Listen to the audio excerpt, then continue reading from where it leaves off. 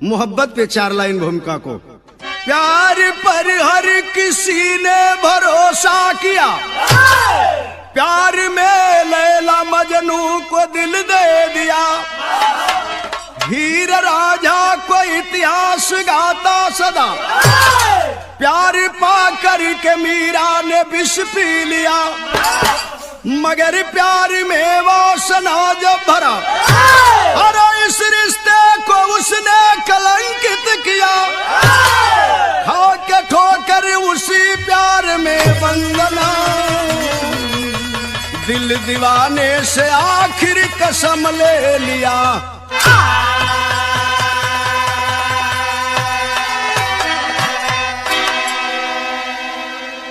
लिखा है कवि ने, पहले के मोहब्बत करने वाले एक लोग थे, लैला मजनू हीर रांझा जूली फरहाद, और बाहर आज का समाज, आज के प्यार करने वाले लोग। ये मातनिक साथ कव्वाली के टुकड़ा लगल कैसे लालावा।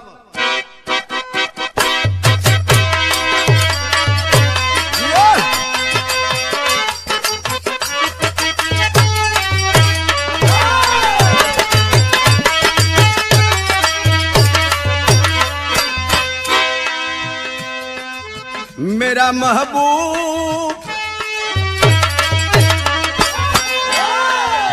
मेरा महबूब मेरे साथ बड़ा चाल किया, मेरा महबूब मेरे साथ बड़ा चाल किया, मेरा महबूब मेरे साथ बड़ा चाल किया, मेरा महबूब मेरे साथ बड़ा चाल किया। लेकिन कव्वाली से बढ़िया भाव बिरहा में कवि जी लिखलन, करके प्यार जो रास्ते से भटक जाते हैं, करके प्यार जो रास्ते से भटक जाते हैं, करके प्यार जो रास्ते से भटक जाते हैं, करके प्यार जो रास्ते से भटक जाते हैं, करके प्यार जो रास्ते से भटक जाते हैं,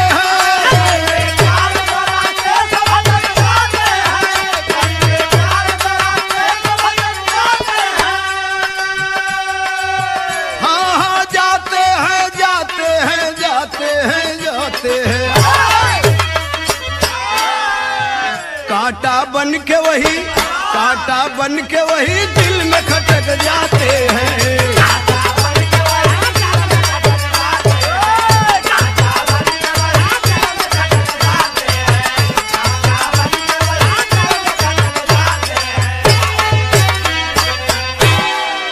एहिजा से बिरहा के शुरुआत भइल। घटना कहाँ के बा, कवि जी ने शायर के लाइन में लिखा है, कैसे आवला।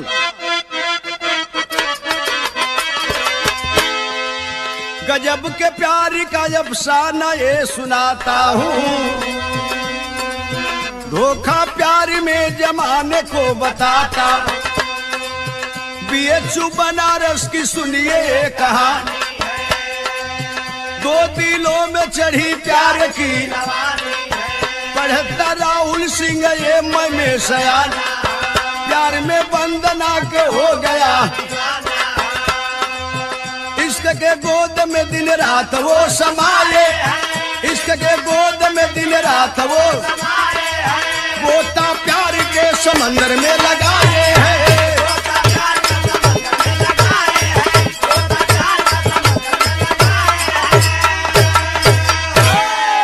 ए भैया बात सुन ला, ये बीएचयू के घटना बा, जिस विश्वविद्यालय को पंडित मदन मोहन मालवीय जी ने बनवाया है, जहाँ हमारे हिंदुस्तान के नहीं बल्कि देश विदेश के लड़के लड़कियां शिक्षा लेने आया करते हैं।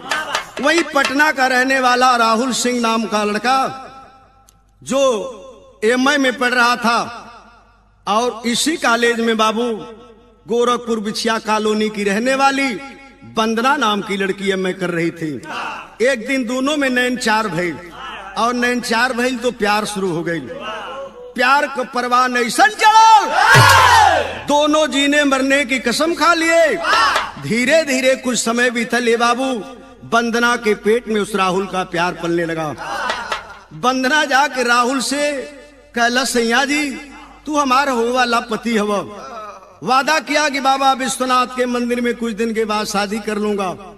कलश होवे वाला पति हवा, हमरे मांग में सिंदूर पहना दा, ताकि समाज से हम बता सकें कि इस आने वाली औलाद के बाप का नाम राहुल सिंह है।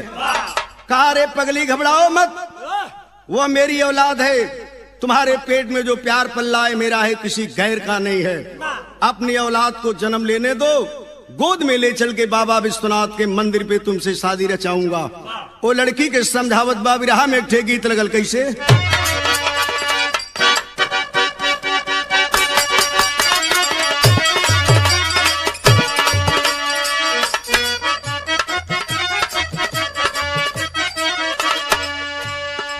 सुंदर अली पनिहारी,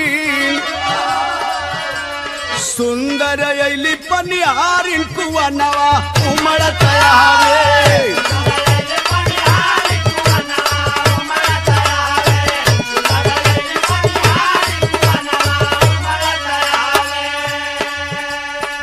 वो लड़की के समझावत बा के जीवन जोड़ी रही यादगार हो, प्रीतिया हमार नहीं टूटी।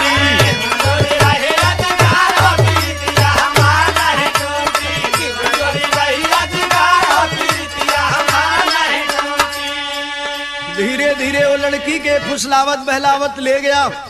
घबराना मत, तुम्हारे पेट में मेरा प्यार पल्ला है। 7वें महीने में बाबू जब वो प्यार पल्ले लगा, हुआ क्या कवि जी ने लिखा है कि धीरे धीरे जब नियर आई गई दिनावा,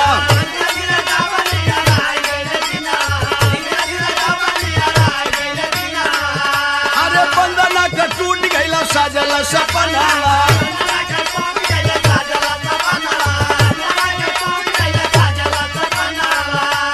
राहुल जब हो गईले फरार हो, प्रीतिया हमार नहीं टूटी।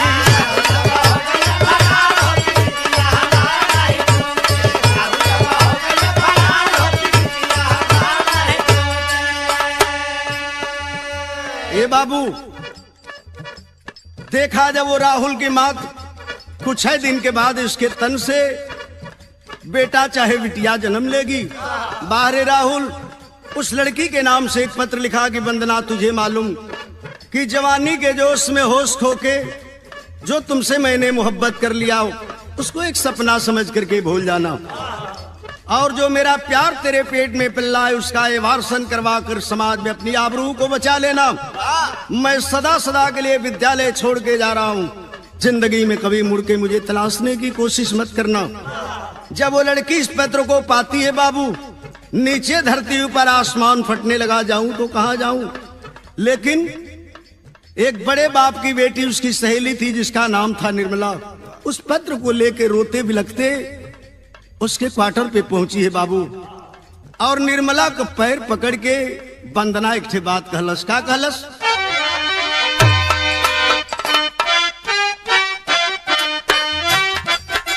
संकेत से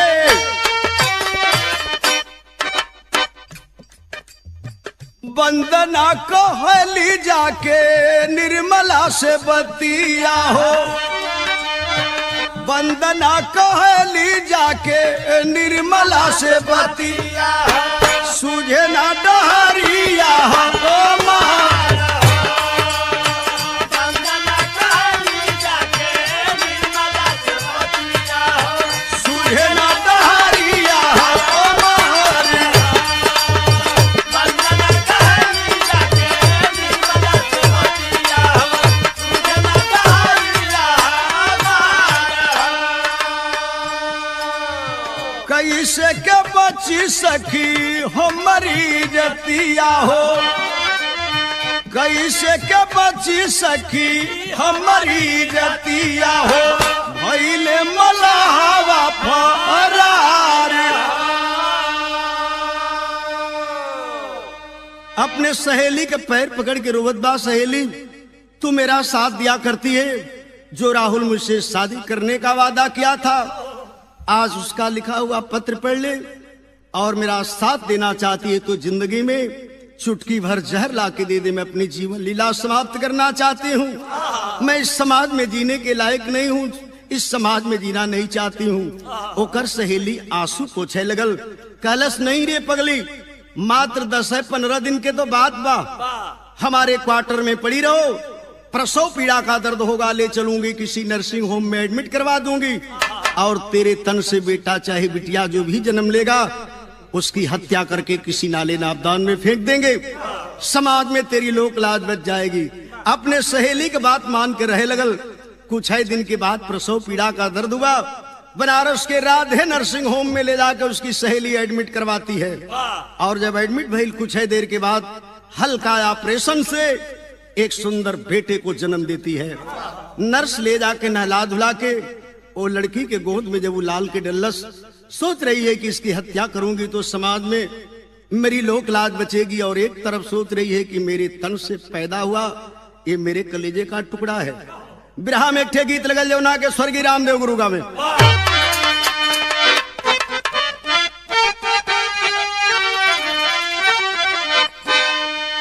अरे सावन महीनवा सवनैया निकोनो गेला, आ काला तिलक गलवा के हई गोरैया निकोनो गेला। रसे रसे झूलेली झूलनवा राधे हो काधा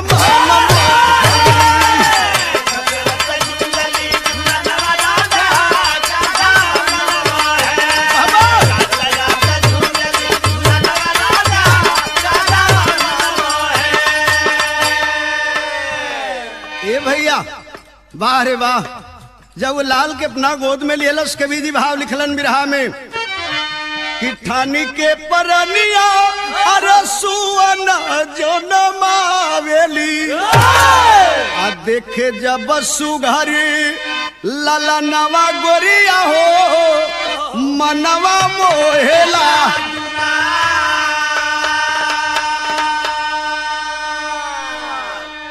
दिहलस में दवाई अरे जब वही लाल के आचरवा, तब मोम जैसे पिघलल बमाई के हियारवा।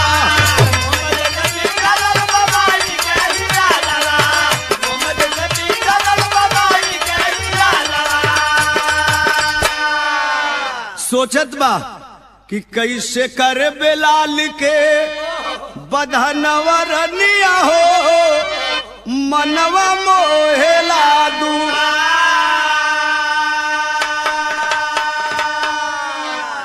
ए बाबू 5 रोज हॉस्पिटल में लेके रहली। 6वां रोज 3 बजे भोर में दोनों सहेली लेके वो लड़का के हॉस्पिटल से चल दिली लंका के तरफ। टेम्पू में बैठ गई। लंका से 200 मीटर की दूरी पर बैठ रही। आवाज देती है गाड़ी रोक दो। रोक दिया गाड़ी को। पैसा देती है, चल देता है टेम्पू वाला। बनारस के उस हाईवे रोड पे वह कुंवारी लड़की उस मासूम बेटे को लेकर के और खड़ी है रोड के पटरी पे। उसकी सहेली आवाज दे रही है।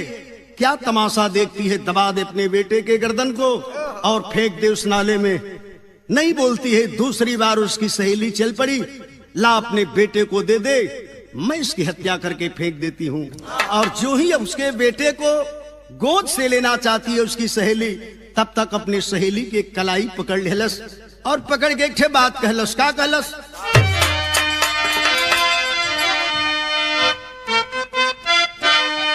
कहलस कि अरे मोरे राम, अरे परनवा का सुगनवा कलई, अरे परनवा का सुगनवा हो, परनवा का सुगनवा कलई। प्यार में धोखा खा के झंख दिवा मयनो या।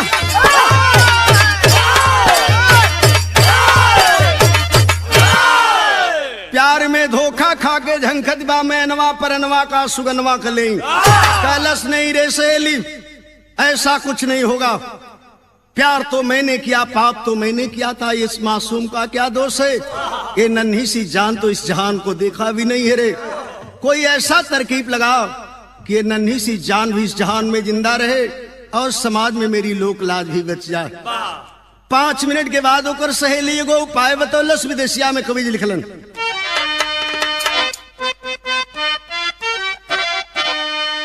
लोक लाज कैसे बची, आए बाबू दियाली उपाय राची।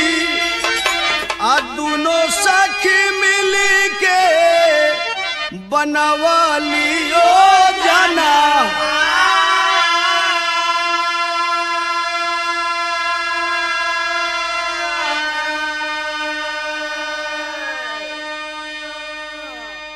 कहली कि लाल के छुपाई कहवा आले के हम जाई कहवा। अरे बाबा विश्वनाथ मंदिर आया बयली ते ही छाना।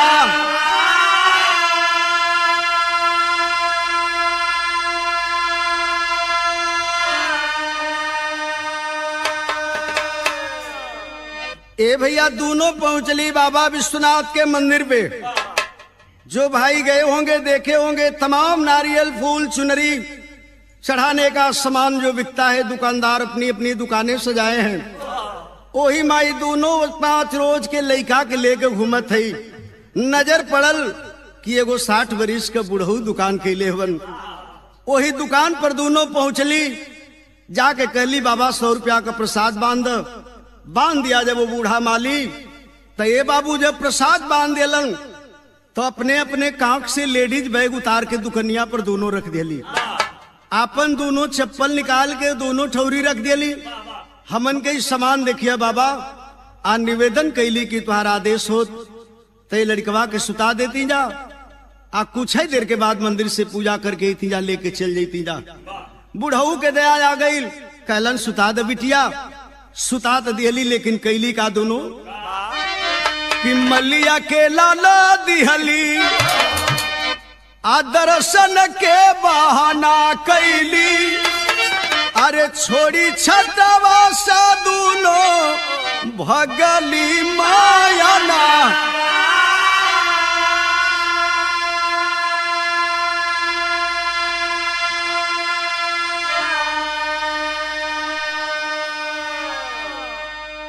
दूसरे रास्ते से निकल के दोनों फरार हो गई।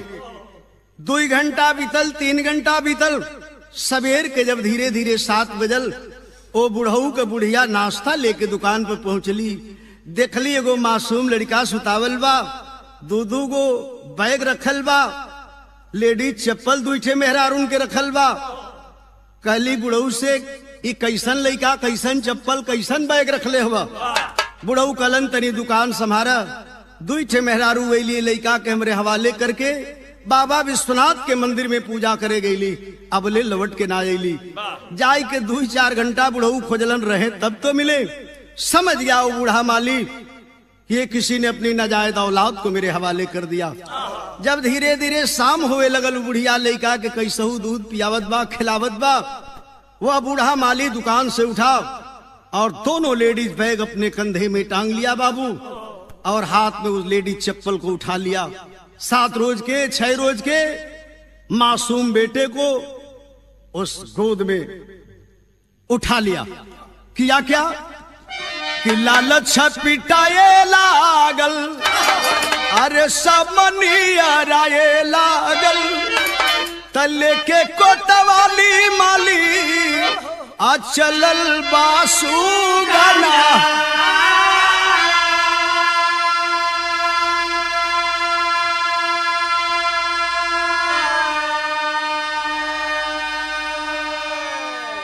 ए भैया लेके चल दिया वो बूढ़ा माली।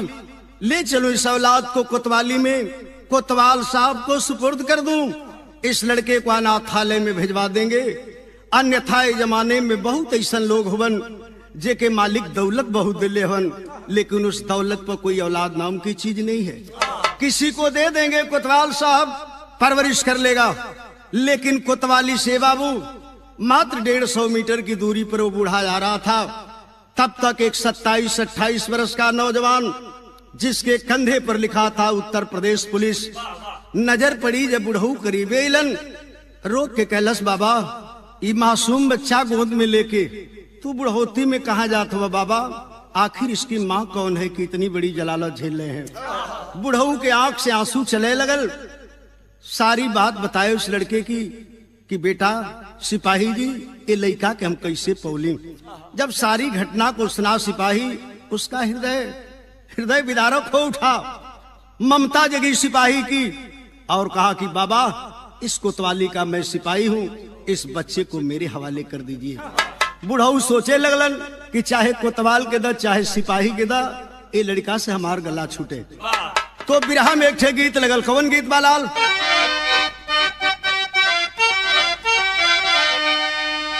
उहे गीत बजा दिहलन। अरे डूबी मरबे रजऊ, अरे डूबी मरबे राजा, जई बजो पूर्व की सवा।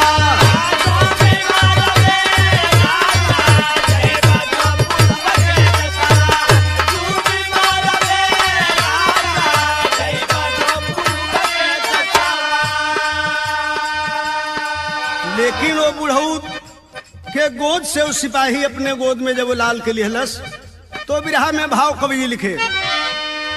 लिहल मनोज जहिया, लेहल मनोज जहिया, गोदी में सुगानावा के।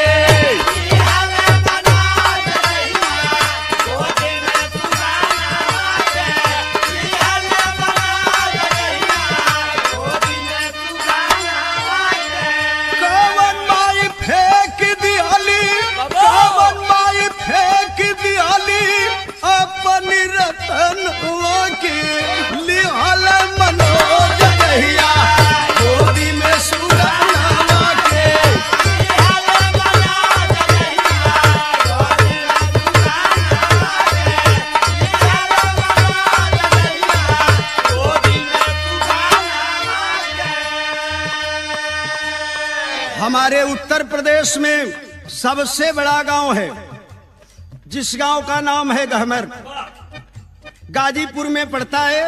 वही गहमर का रहने वाला ये बाबू मनोज यादव सिपाही उस लड़के को ले लिया। उस बुढ़ऊ से झूठा वादा किया कि आप चलिए दुकान पे भी इस बच्चे को मैं कोतवाली में जमा करके आ रहा हूं। लेकिन वो लेके सिपाही जी कहाँ लेके के चल गई लन? लेके चली गई ला वही मेरठ के सहरिया बाबू।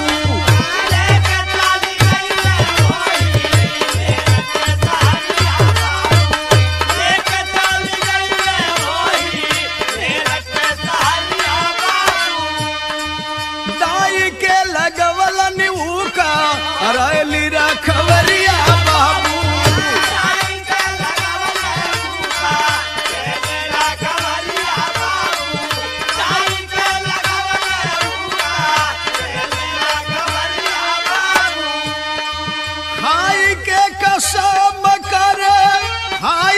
कसम करे लागल पलनवा के, लिहल मनोज जहिया, गोदी में ललनवा के।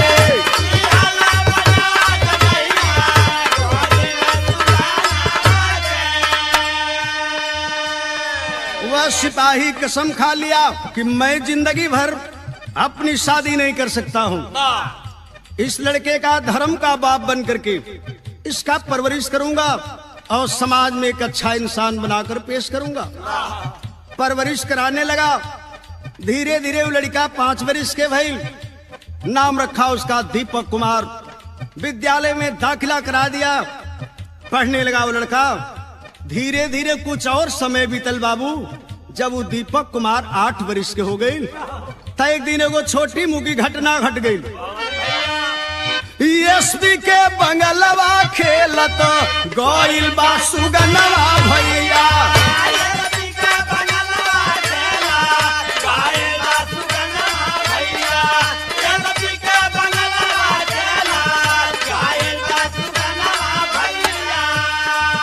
जाके तोड़ी दिया ले लाला तू एगो सुमनवा भैया।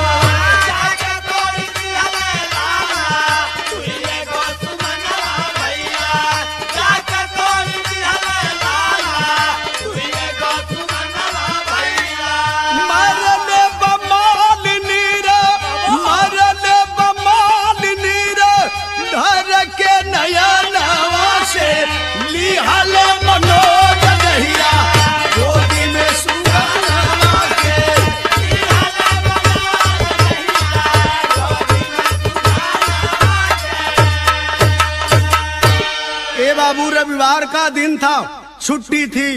वह दीपक कुमार घूमते घूमते सिटी एसपी के बंगले के सामने पहुंच गया। आप लोग देखे होंगे बड़े बड़े अधिकारियों के बंगले के सामने विभिन्न तरह के फूल खिलाए जाते हैं। वो मासूम लड़का जाकर के उसी फुलवारी में बाबू अभी मात्र 2 फूल तोड़ा था कि उस बंगले की रखवाली करने वाला माली की नजर पड़ गई।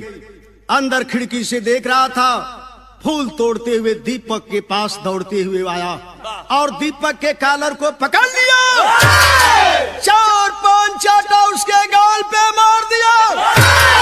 यही नहीं, उस दीपक कुमार को फर्श में पटक दिया, सर फट गया दीपक कुमार का, लहूलुहान हो गया।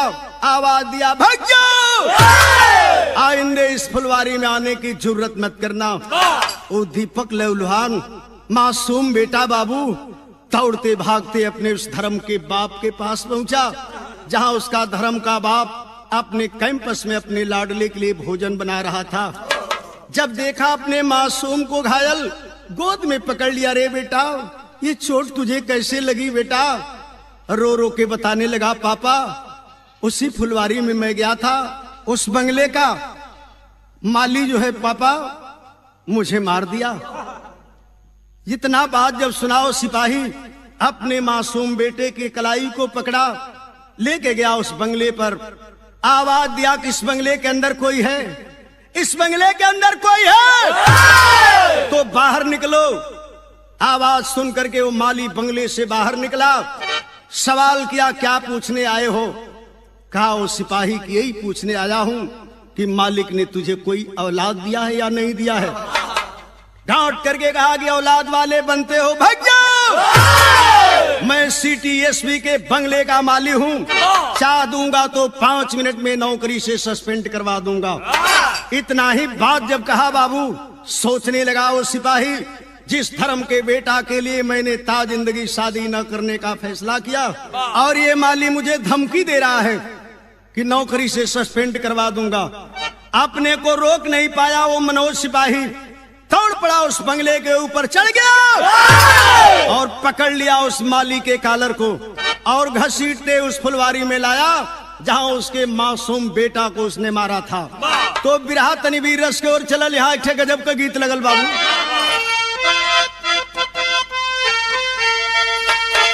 वह गीत बा, अरे सासु मारा तनवा, अरे जठानी मारा तनवा, तनवा हई हो मारे तनवा, हमारी आगे का बिटी मेरा तनवा हई हो मारे।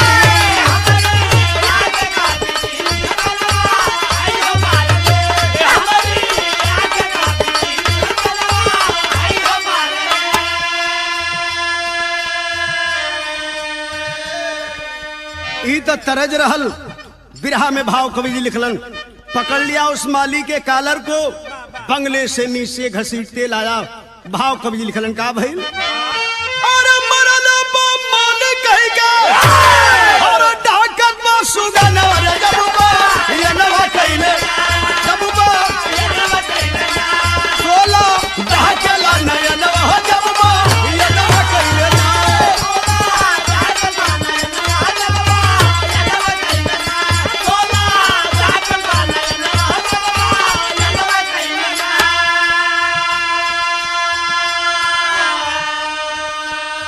उस माली को मारने लगा बाबू, हंगामा होने लगा बंगले पे।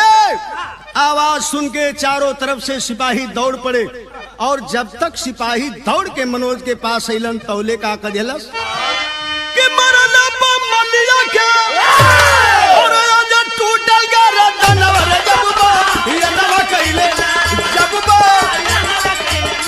भारी माचल बा तूफानवा रे जबुबा, ये नवा कइले ना।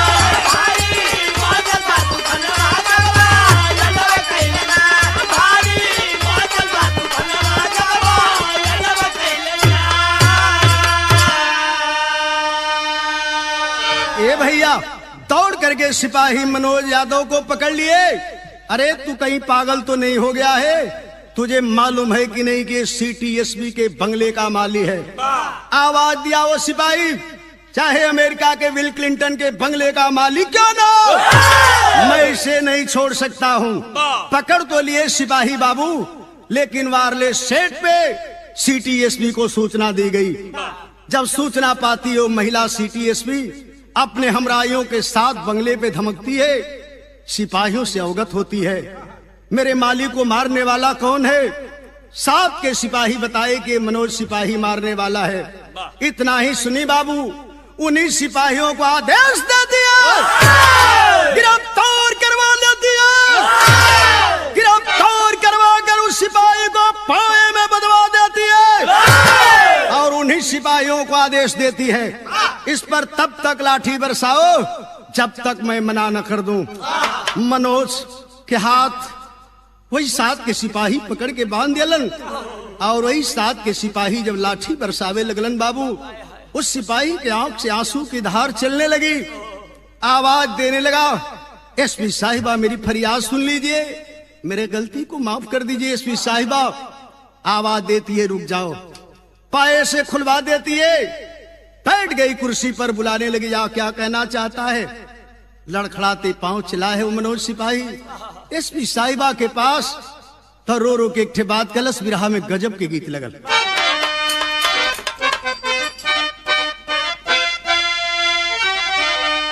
वह गीत बा, कहली की ए बंदर कूद जा जमुना वही में, कूद जा जमुना वही में, मन लाना कहना है ओ महाराजी।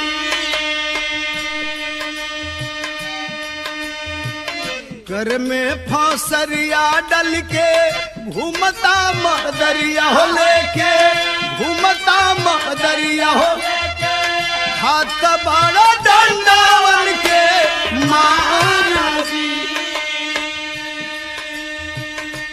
लेकिन उस सिपाही ये बाबू एसपी साहिबा के सामने पहुंचा है, हाथ जोड़ के आंख में आंसू लेके फरियाद कर रहल बा, जाई के समानावाऊ करला बाया नावा रे, करला बाया माफ कर गलती हमारी। कहा कि एसपी साहिबा मुझे माफ कर दीजिए, ये मेरा धर्म का बेटा है और इसके परवरिश के लिए मैं संकल्प लिया हूं। एसपी साहिबा मुझे गुस्सा इस बात पे आया, आपके मालिक को इसलिए मैंने मार दिया कि धन्य बाबा भोलेनाथ की नगरी में एक माली मिला जो इस सुमन को हमारे चमन में डाल दिया, और धन्य आपके बंगले पे एक माली है जो इसके सर से लहू निकाल दिया। तो आपे बताई जवना लइका खातिर हम कसम खैले हैं, कैसे के आंसू देखी एकरी नाया नावा रे, एकरी ना अखिया से बहे जला।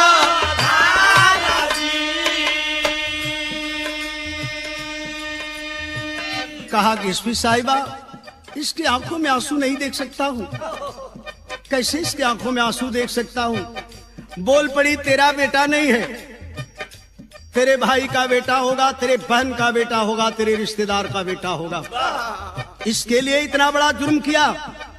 बोल पड़ा कि नहीं एसपी साहिबा, न तो मेरे भाई का बेटा है और ना ही मेरे रिश्तेदार का बेटा है, न पटीदार का बेटा है। बोल पड़ी किसका बेटा है? बोल पड़ा क्या के करी जेता नावा से जन्मल सुगा नावा रे, जन्मल सुगा जनिहे गोसैया करता। कहा एसपी साहिबा दुनिया में इसकी मां कौन है, इसका बाप कौन है, इसे मैं नहीं जानता, इसे तो सिर्फ ऊपर वाला जानता है। सारी बात बताया, पैर पकड़ लिया मेरे नौकरी को, मत लीजिए एसपी साहिबा, इसके परवरिश के लिए माफ कर दीजिए। मगर खड़ी हो गई कुर्सी से और आवाज देती है, सिपाहियों को दीवान और मुंशी को बुलाओ, जीडी लेकर आवे, सस्पेंड ने इसे नौकरी से बर्खास्त करा के दम लूंगी। आदेश पा के बाबू दीवान मुंशी जीडी लेके हाजिर भइलन, बैठ गए मुकदमा लिखने के लिए। सारे महकमे के लोग हैं। वह 8 बरस का दीपक कुमार सोचने लगा, मेरे जैसा भागा बेटा इस दुनिया में कोई पैदा नहीं होता, तो शायद मेरे धर्म के बाप की नौकरी नहीं जाती। वह 8 बरस का दीपक कुमार एसपी साहिबा का पैर पकड़ लिया बाबू, और पैर पकड़ के रो रो के एक बात कहे लगल। का कहलक?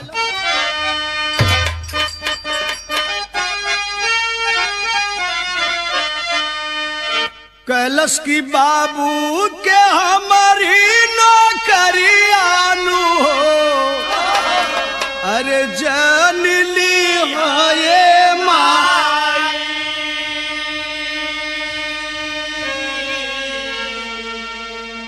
अब फेंकी दी हली मोरी महतरियानु हो, भिखिया दे दहो माई।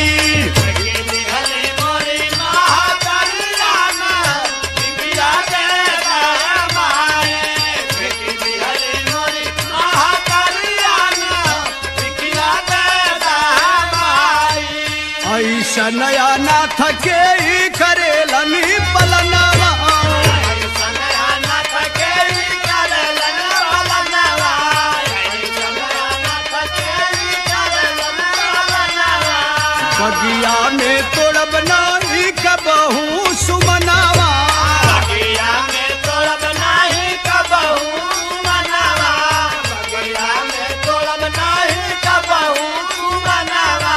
हाथ बानी बाबू के क्रियानु हो, हाथ बानी बाबू के क्रियानु हो, जइबे यहाँ से पराई। बाबू का हमारी नौकरियानु हो, माई लिहा तू बचाई। बाबू के हमारी नौकरियानु हो, माई लिहा तू बचाई।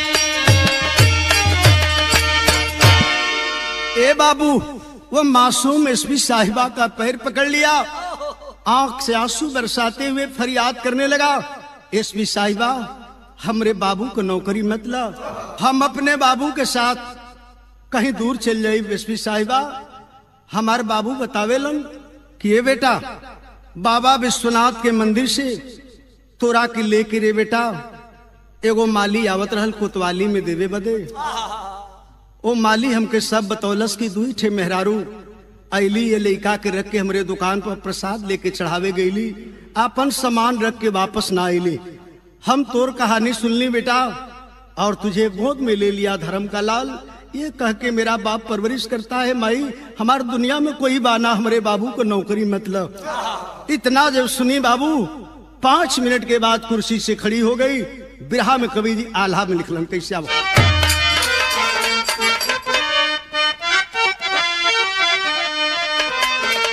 के बाबू के जियरवा रे,